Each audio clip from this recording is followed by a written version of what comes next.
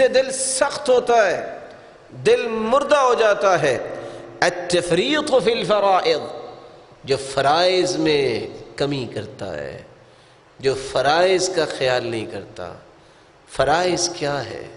ایک لمبی تفصیل ہے، لیکن میں بنیادی طور پہ 5 فرائض کا تذکرہ کیے دیتا ہوں۔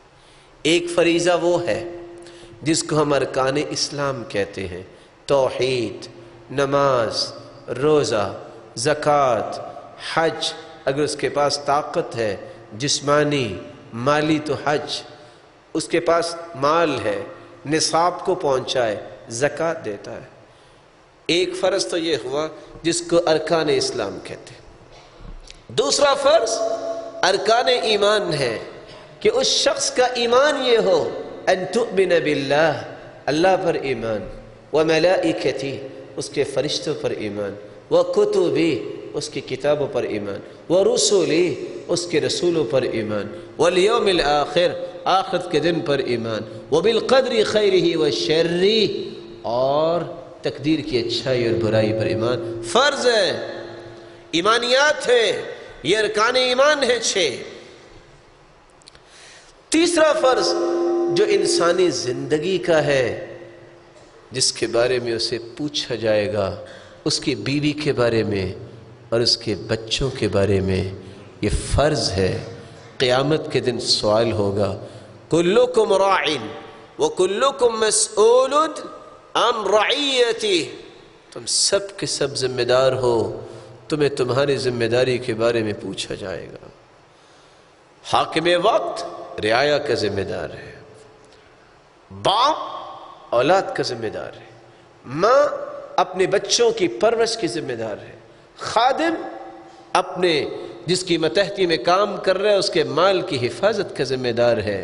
اور ساتھ ہی اللہ کے رسول نے فرمایا، ما من عبد یسترعیہ اللہ رعیہ یموت یوم یموت وہو غاش لرعیتہ الا حرم اللہ علیہ الجنہ، جس کو اللہ نے جو بھی ذمہ داری دی ہے، رعایا کے ساتھ بادشاہ ظلم کرتا ہے، دھوکہ دیتا ہے، باپ اولاد کے ساتھ ظلم کرتا ہے، دھوکہ دیتا ہے، ماں اپنی اولاد کی پرورش کی فکر نہیں کرتی، دھوکہ دیتی ہے، اور اس کا دل ہی نہیں چاہتا، اسی حالت میں دھوکہ دیتے مر گئے، ان پہ جنت حرام ہے۔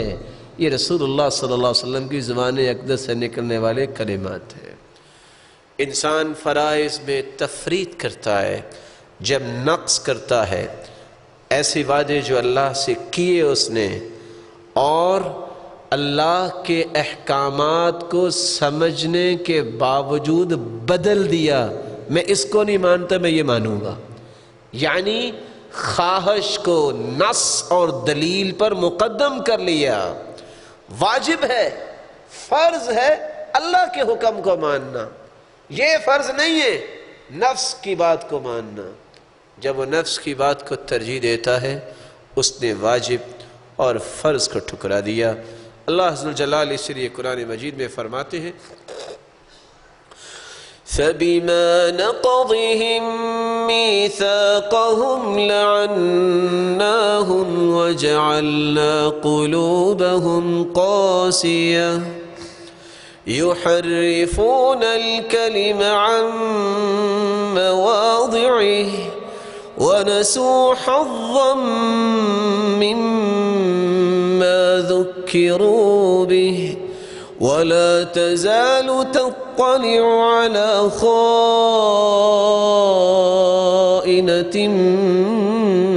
مِّنْهُمْ إِلَّا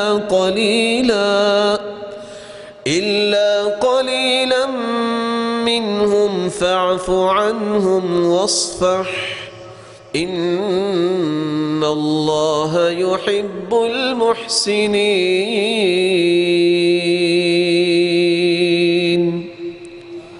یہودیوں کو ملعون بنایا اللہ تعالیٰ نے، کیونکہ اللہ سے وعدے کر کے انہیں توڑ دیے۔ وَجَعَلْنَا قُلُوبَهُمْ قَاسِيَةً، جو اللہ سے وعدے کر کے توڑ دیتا ہے، اللہ اس کے دل کو پتھر بنا دیتی ہے۔ سختی پتھر میں آئی تو اس وجہ سے پھر انہوں نے کیا کیا، يُحَرِّفُونَ الْكَلِمَ عَن مَّوَاضِعِهِ، اللہ کے حکموں کو چینج کر دے، کہا یہ نہیں مجھے چاہیے۔ کون سا حکم چاہیے؟ جو میری من مرضی کا ہو۔ دل پتھر ہے یہ دل مردہ ہے، من پسند شریعت کی بات ماننا، دوسری کو چھوڑ دینا۔ افتؤمنون ببعض الكتاب وتكفرون ببعض فما جزاء من يفعل ذلك إلا خزي في الحياة الدنيا ويوم القيامة يردون إلى أشد العذاب وما الله بغافل عما تعملون۔